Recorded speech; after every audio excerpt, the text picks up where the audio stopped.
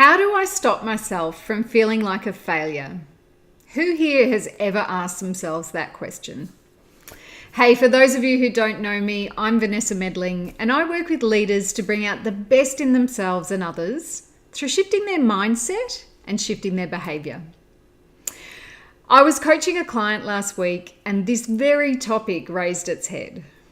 He was talking about a project that he's working on, and he's concerned for the fact that if the project falls over, then he's going to feel like a complete failure. Interesting, isn't it? Sometimes we can really associate a big outcome when something goes wrong. And today I want you to explore a different way of thinking. I want you to look at what's the meaning that you're placing on the event. So in this case, he was placing a meaning of him being a failure on the event that the project doesn't go ahead. And I could perhaps give this the best example by talking about going to the football. Now, I haven't been to the football for many years, so I'm showing my lack of football knowledge here.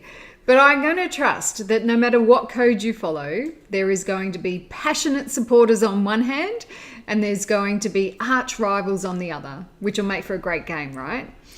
So we go off to a game of football, and it's AFL, and I barrack for Carlton, and you barrack for Collingwood. And we watch, let's up the ante even, it's a grand final. You and I are sitting side by side watching the exact same game from the exact same seats, perspective-wise.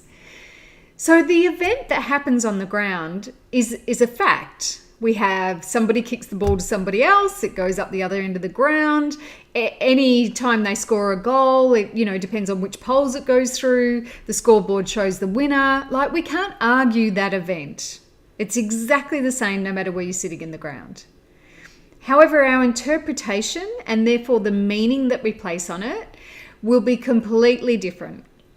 I'm going to leave the ground with feelings of, just feeling excited and happy and just raving about how awesome the players were and what a fabulous game it was and how great we are and how we're going to win the flag for the next 5 years. And the person next to me, you're going to be deflated. You're going to be talking about all the reasons why we didn't win. Collingwood didn't win because the umpires gave away too many frees. It was because, we had injured players. And the mood that you come with on our walk home is the mood that you bring based on the meaning that you put on it. Now, it was really interesting because I explored further with this client and I said, well, when was a time where perhaps there was a chance of failing, of not succeeding the outcome that you wanted, and you didn't place a meaning of failure on it? And it was quite real and just timely for him that he had recently applied for the role that he was acting in. And he said, you know what? I brought everything I possibly could to that process. And in the end, I didn't care the result. Because no matter where I was sitting, whether it was in my seat of my old job or whether it was in this seat of this role, I knew that I was committed to the outcome that we want to have, and I knew I'd just support who's ever in the chair. And he said the other thing is, I can't actually have any control over who else turns up for that interview. I can bring my best game, but others could bring their best game too, and the interviewers could like them more than me.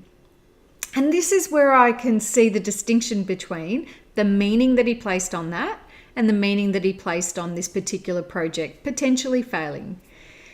Because we want to be able to see what we have control over and commit to the process. Commit to the process of completing the project. Commit to the process of achieving the job promotion that you're going for. But don't commit to the outcome. Because the outcome can be influenced by so many external factors. It could be influenced by somebody else turning up doing a better job of explaining themselves. It could be influenced by some budget cuts. It could be influenced by a change in direction by the board of directors. There are so many reasons why we could not achieve what we call success. And there's so many reasons why we should never call ourselves a failure for that. So I want you to reflect on the last thought you had when this came up. Feeling like a failure in something that you've done at work, and truly step into your leadership by choosing the meaning that you place on that event.